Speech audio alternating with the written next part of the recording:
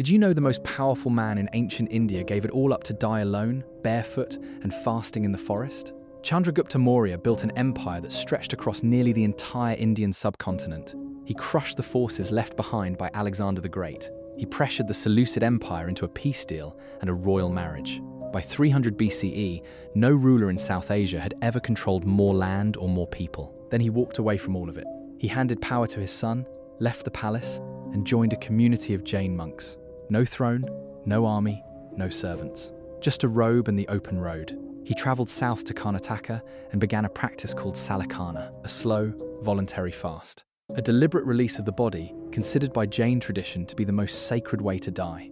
The man who had conquered half a continent decided that letting go was the greater achievement, and he meant it completely.